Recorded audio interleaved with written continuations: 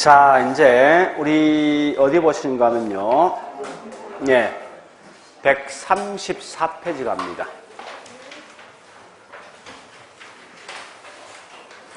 자, 그 134페이지 리저인데요. 리저는 이건 분명히 공부하셔야 됩니다. 그러니까 작년하고 좀 다르게 원래 이제 법이 바뀌었다죠. 바뀐 법 분명히 시험 나오게 돼 있어요, 무조건. 그래서 일단 거기 설명이 꽤 많지만요. 쭉 제가 한번 정리해 볼게요, 이제. 주로 보신다면 이제 우리 거기 있는 135페이지 뭐 있습니까? 부연 설명되어 있는 법 조문이 있죠. 이걸 쭉 보시는데, 자, 일단, 이렇게 제가 전체를 한번 연결해 보겠습니다. 현재 우리가 알고 있는 리저란 건 뭐냐 이거죠. 제일 먼저 리저 회사를 먼저 설립합니다. 하는데, 이때 뭐 있습니까? 투자 대상이 지금 쓰고 있는 리저란 말 뜻이 뭐예요? 부동산 투자 신탁이죠. 그러니까 투자 대상에 보니까 부동산과 부동산 관련돼 있는 정권 등이 아닙니까? 그죠? 근데 조심할 건 원래 리저는 기본 마인드가 있죠. 이런 정상적인 어떤 이 개발할 수 있는 정상적 수익이 나온 곳에 개발에 투자하는 거지. 이런 사기야, 어떤 위락시설 등은 보통 투자하지 않습니다. 그러니까 유흥업소 같은 게 않습니까? 이거 투자하지 않는데, 예외적으로 딱 한 게 있어요. 뭐가 있냐면, 숙박업도 하게 돼 있다고 해서, 단 조건이 뭐예요? 요거. 그러니까 원래 숙박업 하지 못하게 돼 있어. 기본 전제가. 왜? 이건 결국은 어떤 유흥것으로 관련된 거거든. 그래서 사회 질서에 어떤 위반된 대신에 안 하게 돼 있는데, 유일하게 요게 추가된 사실을 아셔야 돼요. 그러면서 이런 것에 투자할 건데, 요때 뭐 있습니까? 우리가 이제 투자자한테 뭐 합니까? 주식을 발행하죠? 했을 때 돈을 투자하면은 이 돈을 가지고 뭐 있습니까? 나오는 수익을 투자자한테 배당해 주는 게 곧 이게 부동산 투자 신탁. 이걸 보통 다른 말로 리저란 용어 쓰겠다. 그죠? 자, 이때 보니까 여기 있는 부동산 투자 회사가 크게 세 가지 회사가 있습니다. 제일 먼저 보는 게 첫 번째, 이런 거죠. 자, 회사 제목 알고 있죠? 자기 관리. 요 말이 뭐예요? 이 말 아닙니까? 얘가 주식을 발행했어요. 하면 얘가 직접 관리한다 해서 곧 이게 다른 말로 자기 관리입니다. 자, 두 번째 보니까 얘가 주식을 발행했는데 얘가 직접 하지 않고 또 다른 곳에 맡긴다는 거예요. 맡긴다 무슨 관리? 이렇게 좀 아셔야 됩니다. 위탁 관리. 자, 그 다음에 기업이 현재 보니까 이 자금 압박 때문에 현재 기업을 갖다 뭐 있습니까? 빨리 회생시킬 목적으로 자신들이 갖고 있는 부동산을 빨리 처분해서 그 돈 가지고 기업을 회생시킵니다. 결국은 이 말은 기업이 뭐합니까? 구조 조정하는 거지. 조정하기 위해서 만들어진 회사 크게 세 개 있습니다. 자, 그럼 첫 번째 보니까 가장 중요한 게 이게 중요하죠. 회사에 대한 실체가 있냐 없냐부터 시작하셔야 돼. 자기 관리는 당연히 회사 실체 있죠. 이 말 같은 말이 임직원 등을 상근을 둔다. 이 말이 중요하다고. 그죠? 상근을 두고 하는 게 이 자기 관리고, 위탁이란지, 그 다음에 기업 구조정은 회사에 대한 실체가 없는 거죠. 우리 이와 같은 이런 걸 뭐라 하죠? 다른 말로 SPC. 요 말 같은 말이 뭐냐? 명목회사란 용어, 명목회사. 이렇게 명목회사를 갖다 통해서 설립하게 돼 있어요. 자, 그러면 이때 조심할 건요. 아니, 위탁관리와 그 다음에 기업 구조정은 회사에 대한 실체가 없기 때문에 실제 이런 주식을 관리해 줄 수 있는 관리회사가 요거 되겠다. 그죠? 이런 관리회사 제목이 뭐죠? 요걸 갖다는 말로 자산관리회사. 이렇게 이제 끌고 오시면서 그 다음 또 하나 되어 있습니다. 네, 투자를 갖다 뭐 있습니까? 자문해 줄 수 있는 기능인 자문회사가 있죠. 다만 투자 자문회사의 업무는 딱 두 개. 그게 뭐죠? 자문 기능과 그다음 뭐 있습니까? 평가 기능, 평가. 이런 평가 기능을 갖고 있다는 걸 좀 기억하셔야 됩니다. 이렇게 일단 정리해 보시고요. 자, 그런데 두 번째 할 게 있어요. 두 번째 이게 좀 중요한 거죠. 무슨 말인가 하면요. 자기 관리는 항상 국장, 국토교통부 장관한테 인가상입니까? 등록입니까? 예. 인가지. 반대로 뭐 있습니까? 위탁관리와 기업구직은 반드시 무슨 상황이지? 구분하셔야 굉장히 중요합니다. 이 바뀐 법 아닙니까? 우리 옛날에는 전부 다 인가했습니다. 근데 지금은 여기 있는 뭐 있습니까? 위탁관리와 기업구직 반드시 등록상이에요. 그 다음에 자산관리는 인가입니까? 등록입니까? 인가. 이렇게 좀 아시고요. 자, 그 다음에 이제 하여튼 숫자 가지고 좀 가보죠. 숫자 가지고. 자, 이때 자, 우리 이제 이 설립시 설립 자본금 필요하죠. 요건 좀 중요한 거지. 옛날 법과 좀 바뀌었으니까. 자, 일단 자기관리 몇 억? 5억. 위탁관리 몇 억? 3억. 기업 구조조정 3억이죠. 영업인가 후에 6개월이 경과되기 전까지 항상 최저 자본금이 요구되죠.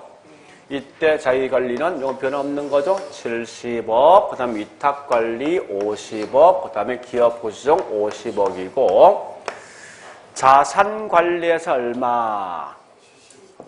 자, 이거 혼돈하지 말아요. 자, 다시 자기관리는 임직원 등 있어 없어? 자산관리는 임직원 등 있어 없어? 있어야 되지. 얘 관리해주니까. 그래서 얘는 똑같이 70을 가시 70억. 투자 자본에서는 결국 뭐 있습니까? 사람이 있어. 있는데 공간이 작잖아. 그죠? 그래서 얘는 반드시 뭐 있습니까? 5억이지. 이렇게 하시고요. 자, 그 다음에 우리 전문 인력.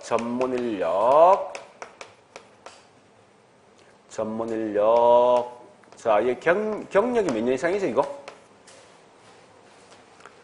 몇 년 이상 되는 경력을 갖고 있는 인력 말합니까? 한번 가볼까? 보자고요.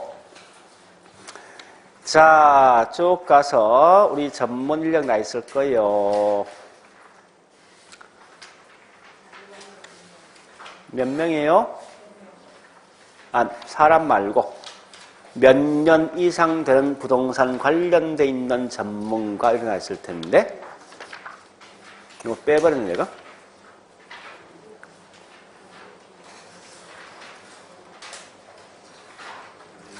없습니까?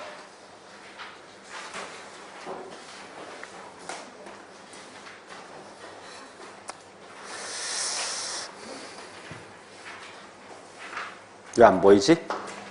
자, 일단 5년의 경력을 갖고 있는 사람이요. 일단 내가 하여튼 뭐 있는 것 같은지 모르겠습니다. 그래서 5년의 경력을 갖고 있는 전문 인력으로서 자기관리 몇 명?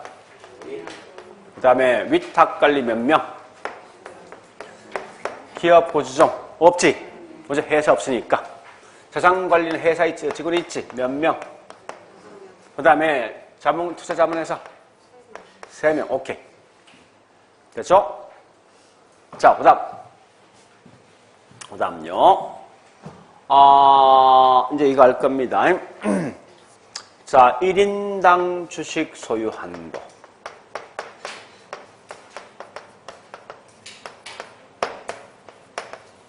자, 자기관리 몇 프로? 30 이하지. 위탁관리 몇 프로? 그 다음에 여기 있는 기업 구조정은 몇 프로?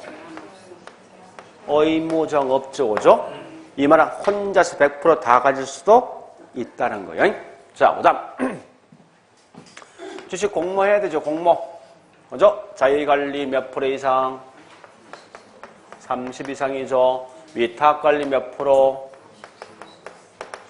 자, 여기 있나 뭐 있습니까? 기업 구조정은 몇 프로? 의무정이 없는 거지. 요 말 해석하셔야 돼. 이 말은 이렇게 번역할 수 있어요. 따라서 전부 3호로 발행할 수 있다 없다. 발행도 가능하다 해석해야 됩니다. 해석에 대한 문제니까. 자, 그 다음에 또 보니까요, 요때 중요한 게 배당금이 사실 중요한 배당금이. 자, 배당금을 해놓고 일단 우리 거기 있는 요약지 가보겠습니다. 배당금. 이건 좀 기억하셔야 될 것 같아요. 자, 어디 가는가 하면요, 배당금에서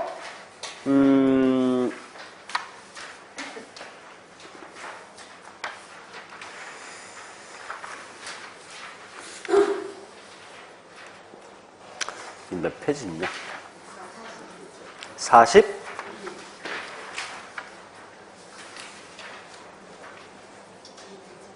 42페이지요? 아, 오케이. 142페이지 28조요. 28조. 142페이지 28조. 자, 같이 한번 봐볼게요. 중요하거든요, 이거. 자, 1항감 1항의 원칙인데, 투자에서는 반드시 이익 배당 한도를 90% 이상 주주에게 배당해야 한다. 이때 뭐 있습니까? 네, 검점 배당한다 이거예요.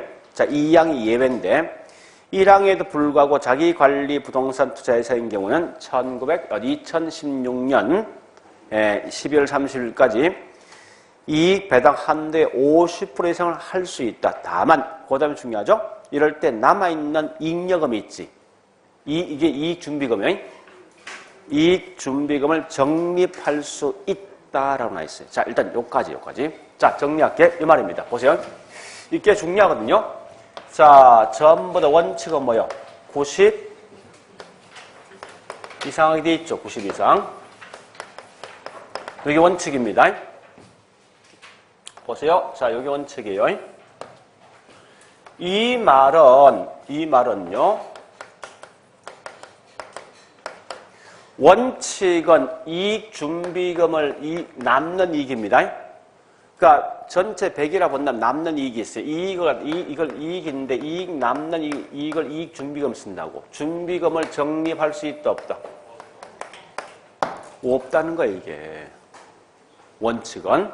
근데 그 2항문이 다만 여기 있는 뭐 있습니까? 자기관리일 때는 16년 12월 말까지는 뭐 있습니까? 몇 프로? 50% 이상 배당하면 결국은 나머지 50% 있을 거 아니에요. 그 50%에 대해서 뭐 있습니까? 이익준비금을 갖다가 회사가 적립할 수 있다 이거예요. 이 표현을 아시라고. 그리고 사망 갑니다. 사망 보니까 여기 뭐 있습니까? 위탁 관련 때에 따라 예외적으로 100% 초과 배당도 배당할 수 있다 이거죠. 이런 특징을 아시라고. 초과 배당할 수 있다. 자, 그 다음요. 어디를 가는가 하면요. 잠시만 앞에 가보겠습니다. 요 내용도 좀 정리를 해두자고요. 자, 쭉 앞에 가서 139페이지 19조. 19조 뭐 현물 뭐냐 했지? 출자. 자, 현물 출자인데요. 자, 그 1항이 중요합니다. 기본 조건 영업인가를 받은 거지? 자, 우리 영업인가 받은 거 뭐 있으면 최저자본금 충족해야 되지? 그죠? 그래서 최저자본금이 충족되기 전까지는, 그죠? 전에는 현물 출자 받는 방식의 신주 발행할 수가 없지. 역으로 할게요. 이 말 아닙니까?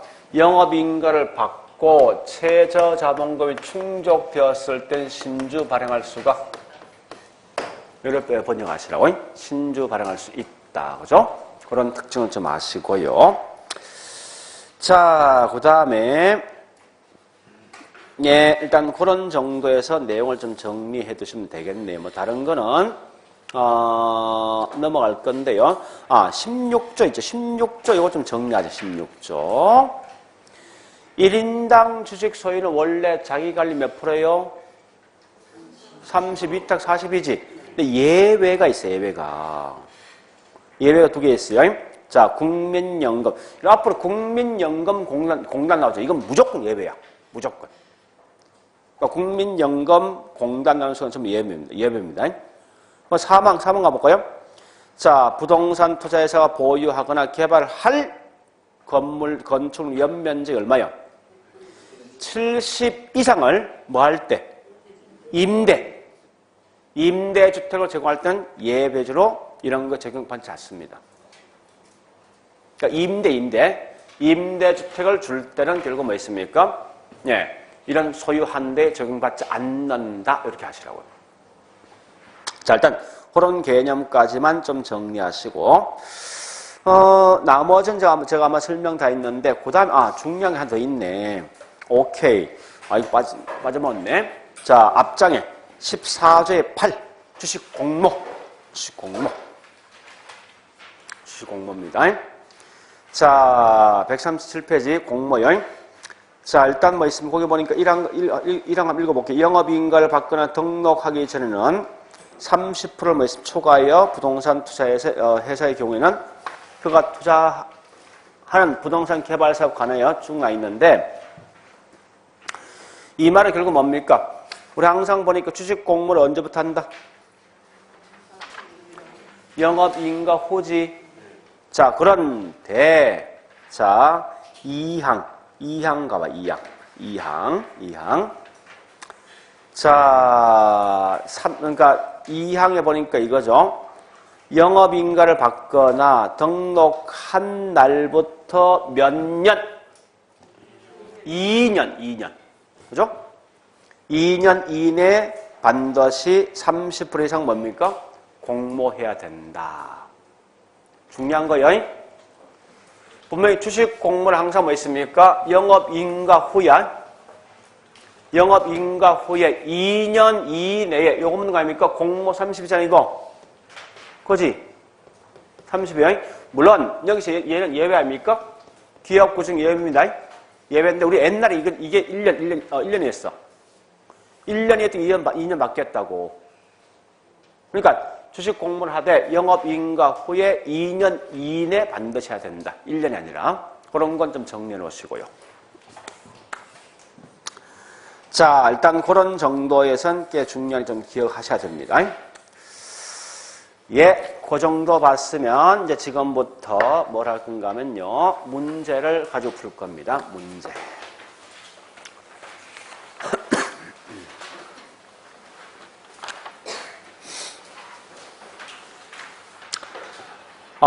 27번부터 문제 풀 거예요. 27번.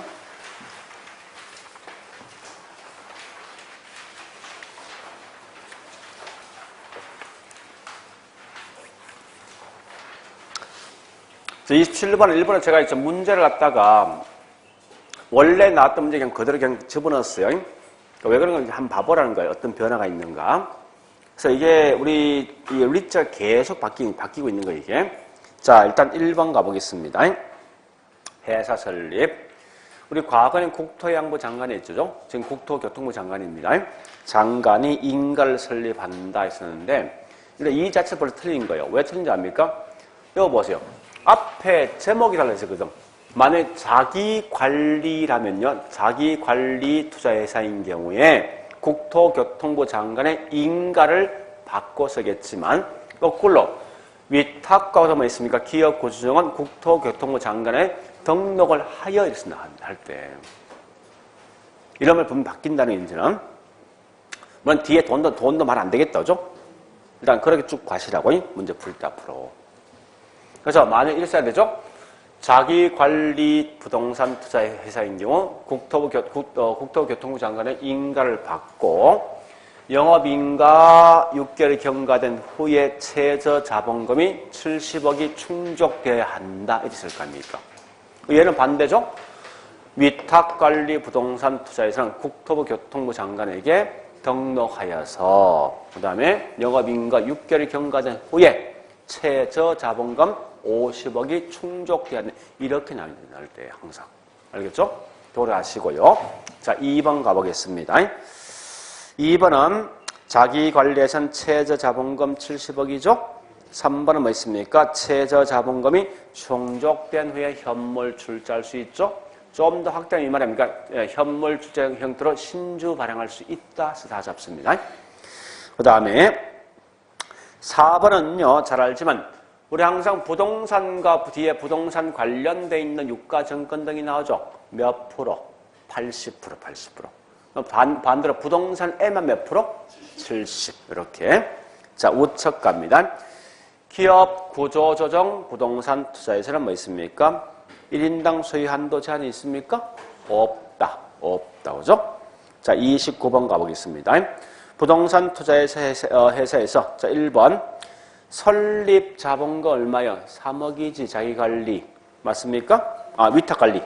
3억이죠? 자, 2번. 자기관리는 등록입니까? 인가입니까? 인가. 자, 3번. 영업인가 받은 날로부터 6개월이 지난 자기관리 투자에서는 자본금 70억 되죠? 자, 4번은 뭐 있습니까? 현물 출자는 절대 영업인가 지날 수 있어? 자, 정리할게. 주식 공모는 영업인가 전후. 주식 공모 후지. 그러면 결론은 뭐냐 이겁니다. 뭐든지 하여튼 영업인가 전에 뭐 한다 나오지. 다 틀린 거야. 무조건. 기본 전제가. 항상 이 영업인가 후란 말 알게 전부 다. 그런 걸 좀 아시고요. 자, 그 다음요. 5번 보니까 부동산 투자에서는 뭐 있습니까? 그 자산을 부동산 취득과 관리 등등 관련된 업무를 한다 이거죠. 자, 일단 그런 정도 보시고 나중 가면 이거 문제 엄청 많이 풀 겁니다. 그래서 일단 적어도 있는 요 표 있죠. 요 표 정도는 좀 기억해 놓으셔야 돼. 머릿속에. 그런 게 상당히 중요하니까요. 됐죠? 자, 이제 그 정도 봤으면요. 이제 지금부터 프로젝트 파이낸싱, 즉 PF에 대해서 할 겁니다. PF. 자, 일단 강의 노트는요. 130페이지 보니까 그 PF에 대한 설명이 나 있을 겁니다.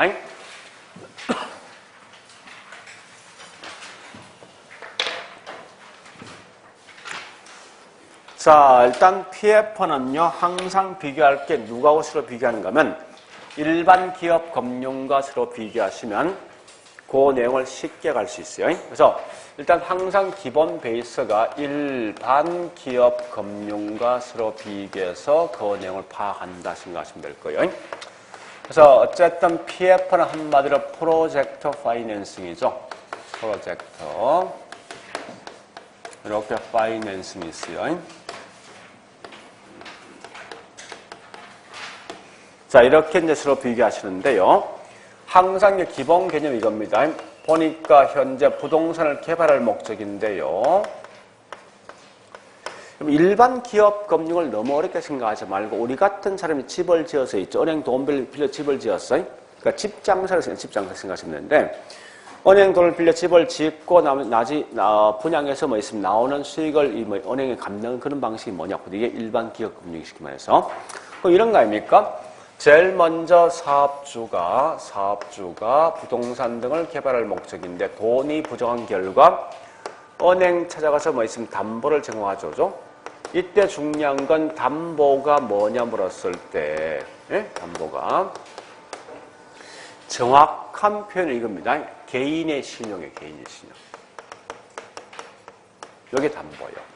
개인 신용이. 이 개인 신용 넘어 있으면 뜬금없이 추상적으로 보지 말라고. 개인 신용 한마디로 뭐 있으면 확실성 있는 부동산 등이 담보가 된다 이렇게 생각하시라고요. 그래서 이럴 때 이제 돈을 빌려갔습니다. 빌려간 돈이 100억 정도 빌려갔는데 이 돈 가지고 부동산 등을 개발해서 나오는 수익이 있다죠. 있는데 이게 60억 정도 나왔습니다. 그러면 우리가 알고 있는 일반 기업 금융은 나왔던 요 수익만 갚아줄 것인가 아니면 100억 전부 다 갚을 것인가 하는 건데 100억 다 갚아야 되죠. 이 말은 결국은 모든 책임은 전부 누가 져야 됩니까?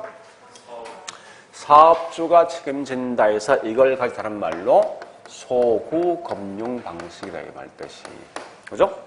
또한 현재 돈 관리 누가 합니까? 결국은 사업주가 할 수밖에 없어요. 이런 특징을 먼저 아시고요. 이와 반해서 이제 뭔가 PF는 좀 다른 거죠. 그죠? PF는 보니까 항상 독립되어 있는 PF 회사를 먼저 뭡니까? 설립하죠.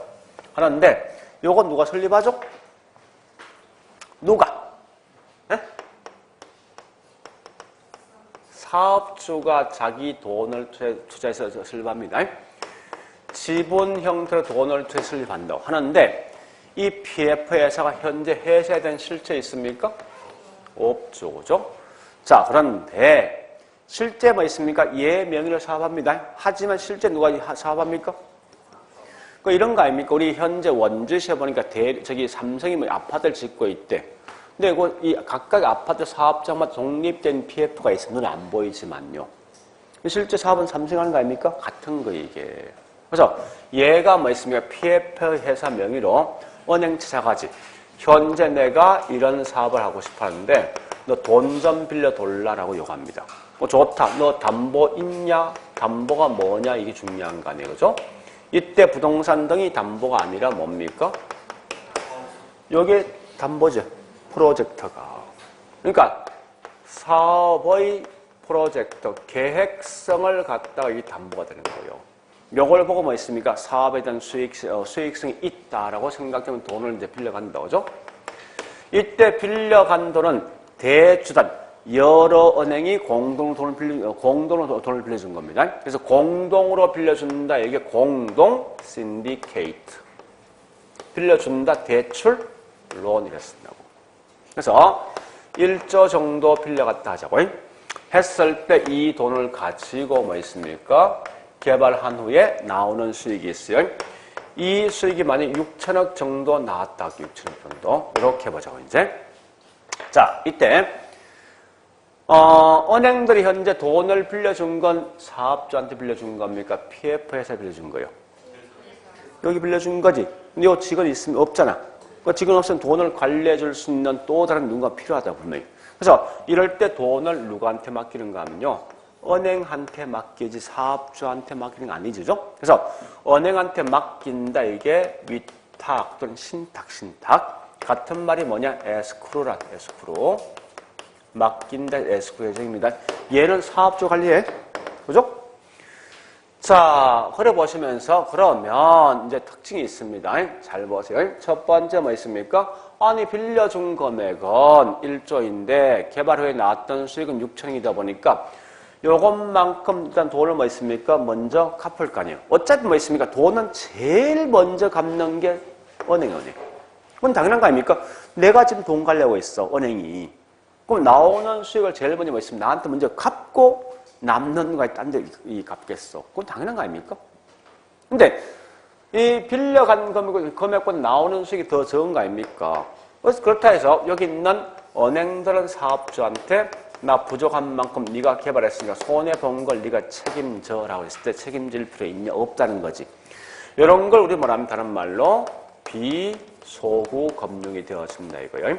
그렇지만 예외적으로 뭐 있습니까? 이게 워낙 위험성이 클 때는 얘가 요구하겠죠. 이러이러한 부분만 네가 책임지면 내가 돈 빌려주겠다는 거예요. 그래서 그 부분은 좋다. 내가 책임진다는 게 뭐예요? 이게 다른 말로 제한소구죠. 중요한 건 다 필요 없어.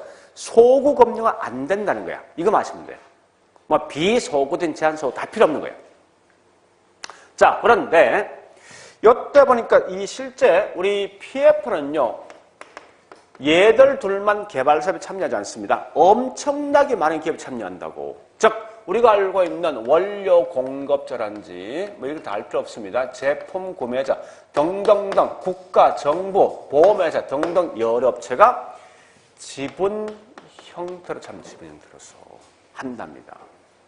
그러면 이 사업주한테 올 수 있는 가장 큰 특징이 딱 두 개 있어. 첫 번째 뭐냐 이겁니다. 자, 다양한 업체가 뭡니까? 다양한 업체가 참여하지. 그죠? 하면은 첫 번째 보니까 위험이. 자, 얘는 좀 위험 누가 떠안지? 사업주죠? 근데 현재 뭐 있으면 이런 다양한 업체가 참여 결과 위험이 뭐합니까? 분산될 수 있는 장점들이 있지만 그 반대 거부가 있어요. 그게 뭔가 하면 두 번째 보니까 오히려 이게 서로 협상할 수밖에 없거든요. 이제 여러 업체 참여하니까. 그래서 협상 기간이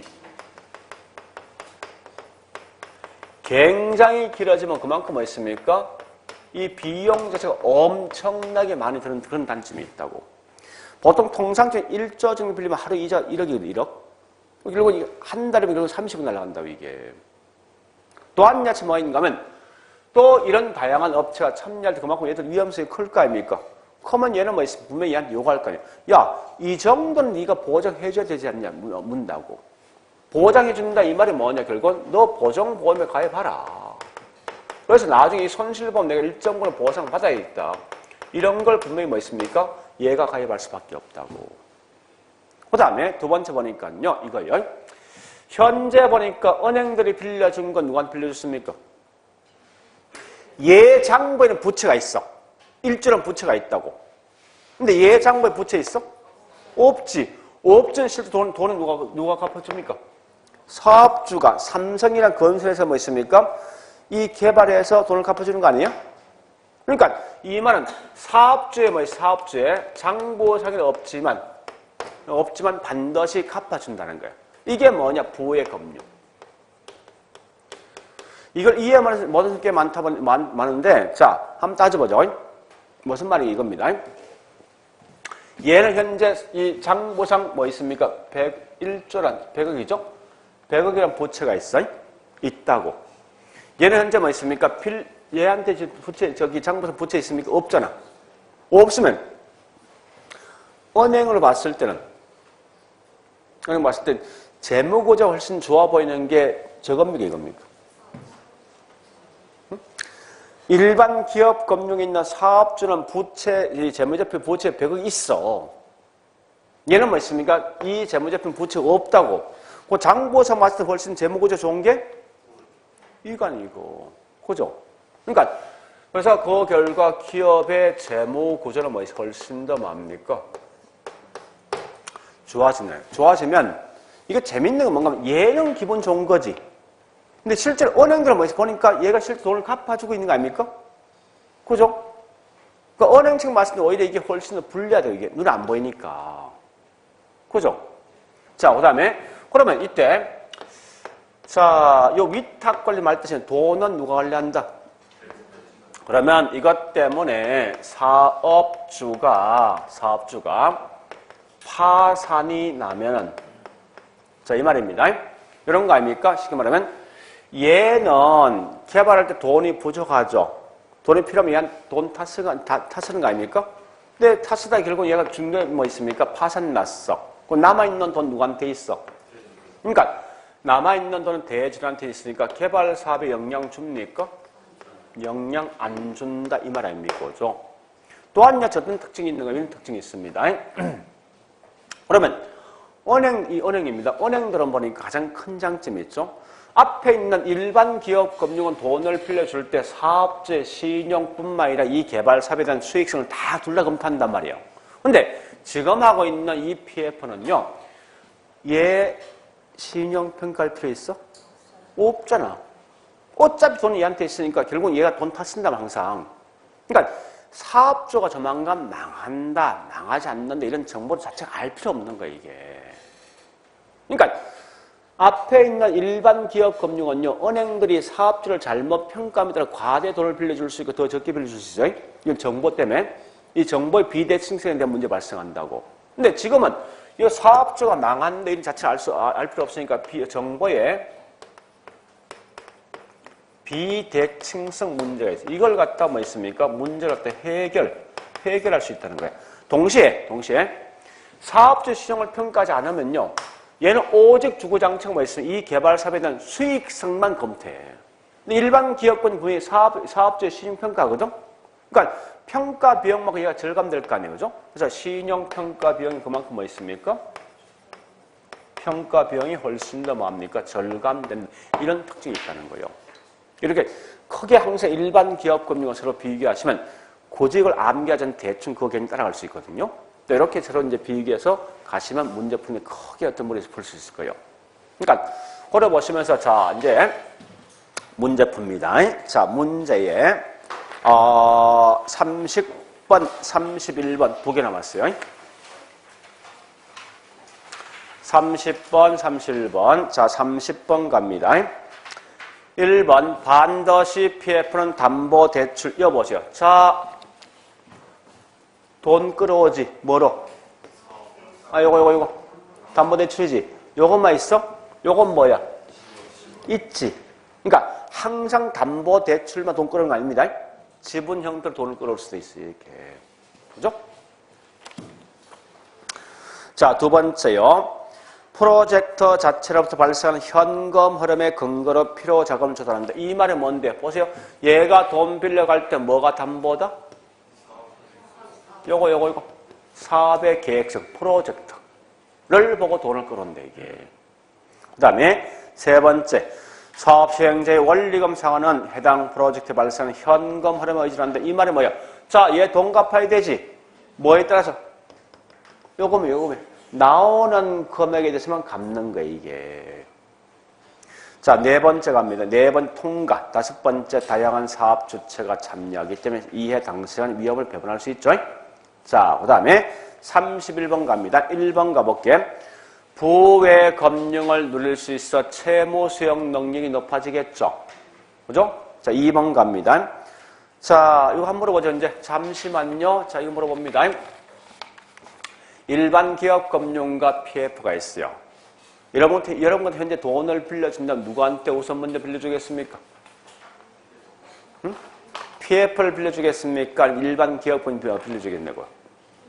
얘는 뭐 담보가 뭐야? 확실하지. 사업의 계획성이 담보 맞습니까, 이거? 담보 됩니까? 아니잖아. 그러니까 훨씬 더 위험성이 더 큰 게 누구예요? PF지. 그러면 똑같은 돈을 빌려주면 금리가 높은 게 누굽니까? PF란 말이에요, 이게. 그러니까 PF 훨씬 더 금리가 높으니까 그 말이에요. 사업만 성공되면 훨씬 더 높은 수익을 가져간다 이 말이지. 표현 자체가. 그죠? 자, 그 다음에 3번요. 위험을 극복해서 보정보험에 가입한 그만큼 위험 감소하겠죠? 4번 갑니다. 예, 결국은 정보의 비대칭성 문제 해결할 수 있죠? 다섯 번째.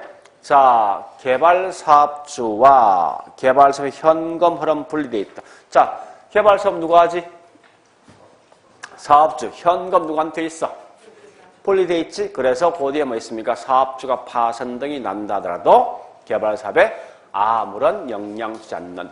다 맞는 질문이잖아. 자, 그러면 지금 하고 있는 31번의 문제 굉장히 어려운 이유가 있어요, 이게. 말은 다 맞습니다. 그럼 보통 통찰 공부할 때 어떻게 합니까? 이 개론 뺀 나머지 있죠. 특히 민법이나 우리 이 중개법 같은 거 보니까 그 안에 있는 글자를 열심히 보고 있다고. 근데 문제는 뭔가 하면 개론 과목이 절대 안에 있는 글자 지금 장난치는 게 아니란 말이야. 그래서 항상 이렇게 다 맞는 지문 딱 나누시면 바로 뭘 보는가 하면 앞에 있는 문제를 다시 보라고. 지문을 갖다가. 이래야지 문제를 빨리 풀 수 있어요. 왜냐하면 이게 문제 사실 굉장히 만만하거든, 문제가. 그죠? 만만하게 계속 우리 뭘 보는가 하면 밑에 있는 지문을 계속 보고 있어. 그럼 결국은 시간만 낭비지 큰 의미가 없다는 이게. 그래서 지문을 보는 게 뭐라 했는가 하면 금융기관들이 갖고 있는 장점 이게. 그럼 보세요. 이게 웃기는 게 보세요. 이 말 아닙니까? 이거 보세요. 아니, 엄청나게 이자 수익을 많이 주면 얘한테 올 수 있는 몫을 줄지. 아니, 이자 비용 많이 준 거 아니고, 그죠? 이자 비용 뺀 남은 예목 아닙니까, 결국은? 예목 줄 거 아니에요. 그러니까 결국은 얘들 서로 뭐 있습니까? 상극이지, 서로 이 상호 보완이 아니라고, 이게. 그러니까 얘 행복은 얘 불행이에요, 쉽게 말해서. 응? 그럼 1번 같이 뭐 있습니까? 부외 금융이라는 이 말입니다. 자, 한번 따져보세요. 은행에 돈을 빌려줄 때 A란 은행과 B은행, A 기업과 B 기업이 있어요. 둘 다 돈을 빌려간 게 보니까 얘가 100억이란 돈을 빌려갔는데 얘는 보니까 재무제표 부채 100억이 있어. 얘는 부채 100억이 없단 말이야.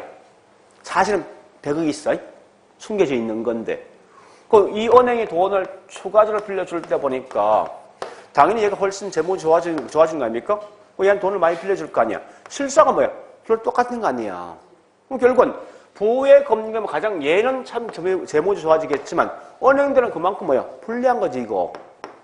그렇지 않습니까? 나중에 또다시 어떤 이 기업이 뭐 있습니까? 이 신용을 평가 분명히 달라진다면 이게. 그래서 거기 1번은 뭐야? 이건 다른 말로 사업주에 대한 장점이지 은행에 대한 장점이 아니라고 이게. 그죠? 그래서 앞으로 이런 문제 거의 매년마다 한 개, 두 개 나오거든? 지문상에서. 지문이 참 만만하게, 보통 시험 만만하게 나온다고. 그럼 우리 개론갈 이런 문제 딱 나오면요. 무조건 생각할 게 뭔가 하면 딱 다 맞지? 앞에 지문 다시 보라고. 그래야만 정확하게 답을 찾을 수 있어. 근데 보통 뭐 공부할 때 보는 게 자꾸 습관이 뭔가 하면 1번, 2번 그 지문 안에 자꾸 답이 틀린 답이 때 생각하는 사람이 꽤 많단 말이야, 이게. 이거 한 2번 보고 있어. 5분 지난 거 이게. 응? 그렇지 않습니까? 5분 지나고 틀렸지 열받는 거 아닙니까, 이거. 응? 딱 그 짝이거든, 이게. 예. 그러니까 그런 게 보통 가만히 보니까 공법도 이런 장르식이 몇 개 있어. 그러니까 이 법을 다른 법에 싹 집은다, 이렇게. 그런 게 가끔 있습니다. 그러니까 공법이라는 지금 개론 가면 거의 비슷한 성격이 사실 있다고, 이게. 그래서 항상 나오거든. 답이 다 맞거든. 그 중에 틀린 걸 보지 말고 지문을 다시 봐야 돼. 그러면 걔하고 전 상반된 문제 나오게 돼 있어요. 자, 그 다음 마지막에 32번. 요거는 우리 아마 제가 다음 주에 다시 할 거예요. 왜냐면 그러니까 제가 8회 때부터 있죠. 26회가 나왔던 금융 관련돼 있는 문제를 쭉 해보니까 이게 125개 되더라고. 나왔던 지문이. 엄청나게 많더라고. 그래서 이거 다 할 수는 없을 것 같아. 그래서 일부 잘랐어. 여기 있는 우리 32번 요거하고 한 개 남았지. 한국의 부동산 금융이 있잖아. 주택연금하고 보건들이 안 했으금. 요건 다음 주에 할 거라고, 다음 주에. 일단, 그래 아시고요. 일단 32번 요건 보니까 지금 우리 해설에 있는 답은 틀린 거야. 응? 틀린 거야. 자, 봐볼게. 자, 거기 볼게요. 박스 안에 민간이 개발, 여기 빌더지, 빌더. 개발이. 빌더, 비죠. 중공과 동시에 공공의 기속, 기속이 트랜스퍼지. TT. 그래서 특히 여기서 뭘 말씀드리면 운영권을 가지고 있어 없는 거예요, 사람들이. 이거 보지 말고 항상 마지막 끝에 가요, 끝에. 그러니까 보면 임차한다 나 있지. 임차가 리스. 그래서 BTL이야, 이게. BTL. BTL. 그래서 아마 해설은 제가 저 답은 다 적용되어 있는데 답은 4번입니다. 요거 내면 거의 다 사람들 뭐 있습니까? 2번을 답하는 사람 꽤 많아. BTO를 갖다가. 자, 어쨌든 다음 주에 가면요. 요걸 다시 할 겁니다. 이런 문제 한 3개 정도 풀 건데 그때 보시고요. 일단 이제 오늘 했던 게 사실은 보세요. 우리 정리해 보니까 이런 거 아닙니까? 첫 번째, 저당 상환 방식에서 무조건 암결령이 있지. 그죠? 그거하고 그 다음에 고정금 낸 요 그림 있지. 요거 기억하셔야 할 머릿속에. 그리고 계산 문제. 그건 해야 돼. 무조건 해야 돼. 7문제 중에 3개는 푸시고 3개는 찍으면 결국 뭐 한 문제는 2분에 풀 수 있잖아. 그래 가셔야 되고요. 그 다음에 이제 뭐 있습니까? 저당 유동하고 MBS를 같이 묶어서 아까 제가 쭉 필요한 게 있었죠? 묶어서 본 거 같이 묶어보시라고. 그 다음에 이번 시간에 또 뭐 있습니까? 얘는 무조건입니다. 이거 확정가. 무조건 나오게 돼 있다고. 요거하고 PF 이렇게 따로 분리해서 내용을 정리하시라고. 하여튼 이제 그러한 내용이 있다는 걸 좀 아시고. 물론, 뒤에 보니까 제가 뭐 한 개 안 푼 게 있는 것 같은 느낌상.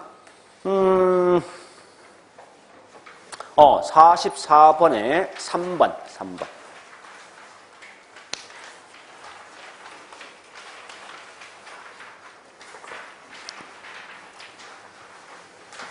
44번에 3번요. 이러면 지금 부동산 투자에서의 리츠, 주식이죠. 얘는 철저하게 수익이 있는 것만 투자해야 돼. 기본 전제가. 뭐 수익이 있단 말은 주로 우리 주거용입니까? 아니면 상업이나 사무실, 상업용입니까? 상업용. 대부분 다 상업용 부동산 투자하게 돼 있다고 얘기해요. 주거는 사실 거의 수익이 별로 없거든요, 이게. 그래서 아니면 거기 있는 상업용 대신 뭐 있으면 수익성 부동산 투자 한 베이스 하겠습니다면. 주거란 말보다. 왜? 결국은 기본 전제가 리츠라는 것은 뭐 있습니까? 수익이 있는 것만 투자하는 기본 전제가 있으니까.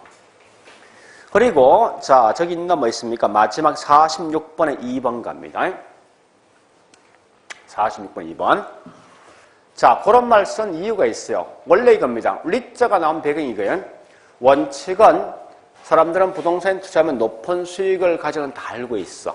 알고 있는데 돈이 없는 분은 절대 부동산 투자 못하는 거야. 그런 결과 항상 돈이 있는 놈들만 계속 돈을 번다는 말 뜻이.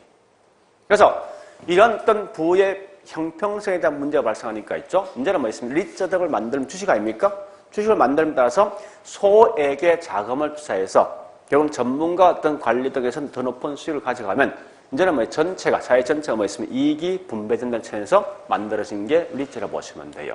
그러니까 그런 이제 개념에서 사실 리츠 나온 거예요. 그러니까 그렇게 좀 기억하시면 되겠죠. 자, 그래 보시고요. 다음 주에는 이제 할 게 뭔가 하면요. 감정평가 앞에까지 할 거예요. 감평 앞에까지. 그러니까 이 말은 뭔가 하면은 아마 여기부터 제가 할 거예요. 예, 145페이지부터